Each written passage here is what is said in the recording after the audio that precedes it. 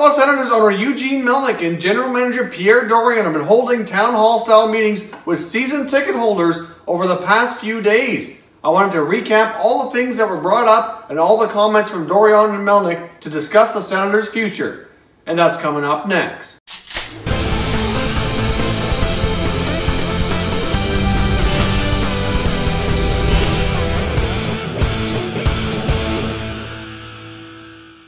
And welcome back to another video here at Top Shelf Hockey. If you're new to the channel, thanks for stopping by. We review and discuss all 31 NHL teams. So if you're a huge hockey fan, consider subscribing and clicking the bell so you don't miss anything. So some of you may be aware, the Ottawa Senators have been holding town hall style meetings with season ticket holders over the past few days.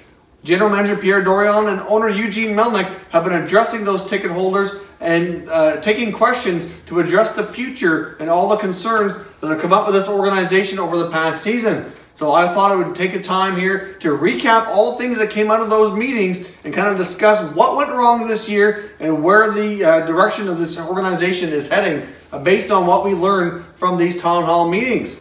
So first of all, let's jump in here as what went wrong. Obviously, things never got off on the right foot this season at all for the Ottawa Senators. Right out of training camp on the first day, we find out that Clark MacArthur didn't pass his physical and wasn't going to be able to participate in camp and was likely going to retire. Well, it wasn't long after that he ended up moving to Florida, and for pretty well might say he's retired. Obviously, there hasn't been an official retirement announcement that came from that, but for all intents and purposes, Clark MacArthur, his hockey career is over. Now, it wasn't long after that, they started hearing rumblings about Kyle Turris's contract, that he was playing in the final year of his contract. He was working with the team on an extension and things weren't going very well.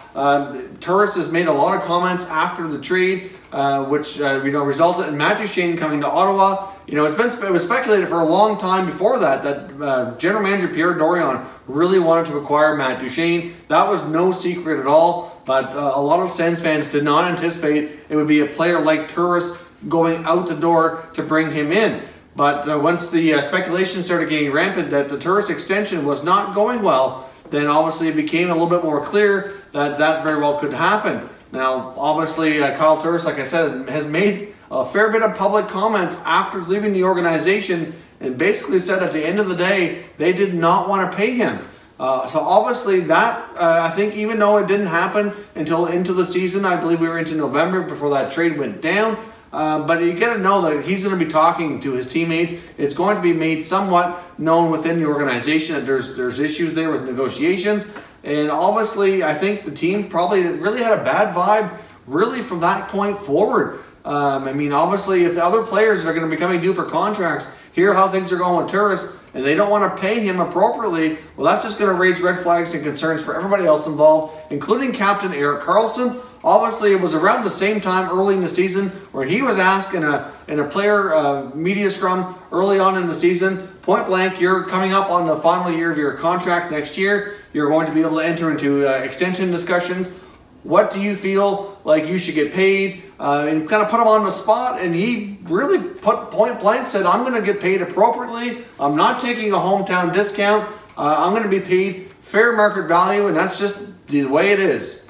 And that just set off another media firestorm. So there's just been fires all season for this team that they've been trying to put out, and they're not getting anywheres. And then we go on later on to the big outdoor game that they held outdoors for the 100th Centennial Classic against the Montreal Canadiens. The night before, we get Eugene Melnyk doing a media scrum, and he just set off another firestorm. Melnyk was discussing how ticket sales were not going well and needed a new downtown arena. And I believe his quote was that if business were to be better somewhere else, he'd consider moving the team. So all of these issues have been brought up at these town hall style meetings, and here's kind of what the recap is and what they had to say. At the end of the day, just like you see in the thumbnail here with Eugene Melnyk, he basically backtracked on a lot of the things he said in regards to what he said about the Ottawa fan base and supporting the team as far as moving the team. He basically blamed the media for blowing everything out of proportion and not taking it in proper context. So it's obviously, I don't know, to me, that's completely untrue. Now, yes, there are times in pretty well every hockey market where the media kind of does, look for a good story and obviously plays up on certain things to kind of build up things, for their own perspective, their own agenda, their own their own storylines. But at the same time here, I mean, really, they didn't put any words in his mouth.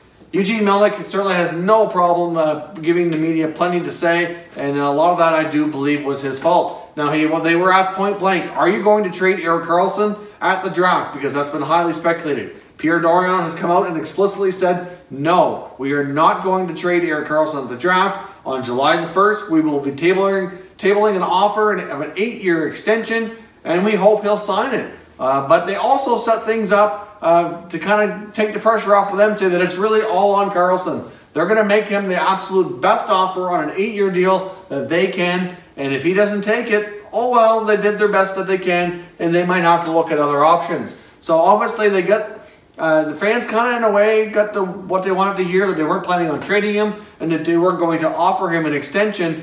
But considering everything that Eugene Melnyk has said, and how they treated Kyle Turris on his extension, you have to wonder and have to think that it's fairly doubtful that Karlsson gets the money he's looking for on that 8-year extension offer. So obviously they kind of set things up to say that, you know, we've done the best we can here, and maybe they do have to explore trading him, even though that either side may not necessarily want that. I mean, Karlsson in his end of season media interview as well did indicate that he hopes that the puck he picked up at the end of the last home game wasn't the last puck, but he did acknowledge that sometimes when you don't know how things are going to go, that, you know, basically he just wanted a souvenir from the game, end of story. But, you know, it is what it is. I mean, Karlsson's going to have some doubt in his mind whether or not he'll be back next season. Otherwise, he wouldn't have done it. I don't think players do that at all without thinking things through. So to me, he's got to have it in the back of his mind that there's a decent possibility here that things don't get rectified and he moves on. Now, they also acknowledge a few other things. They are going to be making some changes with regards to parking.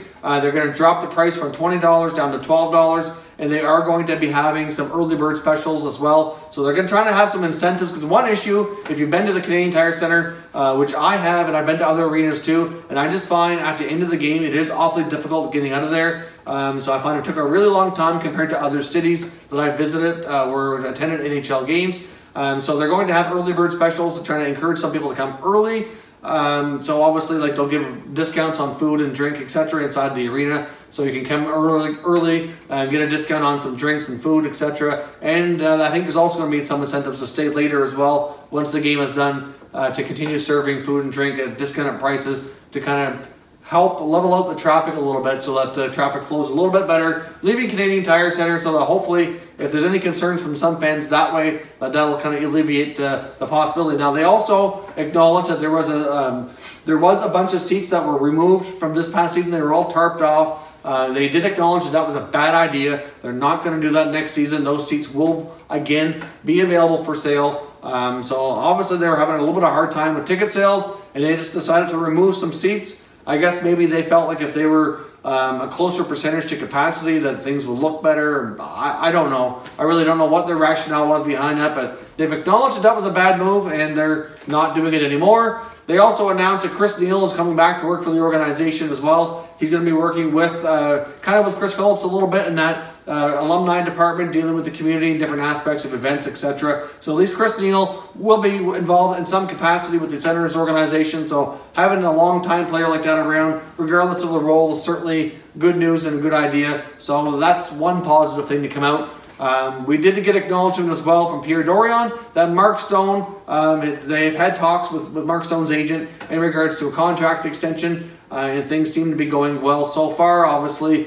because his contract has fully expired, they can negotiate that one anytime, unlike Erik Karlsson, who they have to wait till July 1st to make an offer, since his extension can't be kicked in until then. Obviously, they've got other key pieces to look at as well. They've got Matt Duchene entering the final year of his contract, so they have to decide what they want to do there. Sounds like he wants to stay and be part of the solution, but again, considering everything they gave up to get him, I think they better be doing what they can to keep him. He has played very, very well the last few months of the season, and certainly has that potential to show like he could be a #1 center and produce at a high level. So obviously that was a good positive sign heading down the stretch. So they need to deal with that. And the biggest one really, almost in a sense for new contracts, outside of Erik Karlsson that is Cody Ceci. Ceci's a restricted free agent. Really Cody's numbers are not as great as a lot of people think they are. He seems to get a lot of praise from Pierre Dorion, but really his underlying numbers are not as solid as he kind of gets credit for sometimes. And I think that's a contract they need to be careful with. so that they don't commit too much money too long term to a player that's still kind of questionable on where he's going to fit. So I think there certainly are times when his role has been, I think, a little bit too big, and depending on where they could slot him in the lineup would probably better suit his play, but we'll see. I mean, obviously they have a lot of inexperience on defense, so his role's certainly not going to probably get any smaller. And if anything, depending on what goes down Karlsson, it could get bigger. So the Karlsson contract is going to dictate a lot of the other things that happen. So we'll see what happens here with this team. But obviously, for the most part, there was a lot of good positives that came from these town hall meetings. Obviously, they said a lot of the right things. We'll see if they follow through. So, just to recap, they want to sign Mark Stone, Matt Duchene, Cody Ceci, and Erik Karlsson to all long-term extensions. They have no issues wanting to keep any of those players. They don't intend on trading any of those players. It's still a little bit unclear right now what's going to happen with the coaching staff. Pierre Dorion did say today that the coach Guy Boucher, he said if. He used the word if, so it's not decided if he's coming back, or if his full staff is coming back, that if he does come back, that they expect some changes. And those two big changes is more time for practice. He said if he ever hears the quote of rest is a weapon, again, he's going to lose his mind. So that's something we heard a lot from Guy Boucher over the last year or so. So if that certainly needs to change. They need to practice more, less time off. And secondly, he needs to commit to using their younger players and giving them more ice time and in the lineup more frequently. They obviously have a lot of young guys that need to get into the lineup, but we've seen Guy Boucher often favor the veterans regardless of their production. In the lineup more frequently, kind of pushing the young guys down the depth chart and not getting enough development time in order to really see what they're made of here. I know it's not a development league, but unless you put them in these situations, you're never going to find out what they're truly capable of. So if Boucher is back next season, we should expect some changes made with how he coaches. I would suspect that if he is back, that at the very least we're going to see one or two different assistant or associate coaches be different on his staff. Hard to say what goes on with their special teams, were atrocious this year. And obviously each of the associates there, Mark Crawford and Martin Raymond, are both responsible for that. They ended up switching them partway through, and really it didn't make anything any better. It probably got worse. To a degree it's personnel, but a lot of it was coaching, I think, in those areas. So they do need to do something. It's hard to say how deep they'll go, but Dorion mentioned that he probably won't have a decision made on Guy Boucher's future until after the draft lottery, which is slated for late April here. So we could be into May before we know the full extent of how much change will be within the coaching staff of the Ottawa Senators. So there's all kinds of things that are kind of going down here. So there's a lot of question marks moving forward with this franchise. So I guess the town hall meetings, in a sense, went well. At the same time, though, actions speak louder than words. So we need to see follow through here from Dorion and Melnyk, I think, to really make the fan base feel better and to see the commitment that they're really heading in the direction that everybody's hoping. Another player that I still wouldn't be completely shocked if he's traded this summer is Mike Hoffman. I know at the exit meetings at the end of the year, he was kind of read the riot act a little bit for his lack of effort and defensive play here in the last few games. That last game, one of the last games where they played against the Edmonton Oilers, and he basically just watched Connor McDavid go right by him.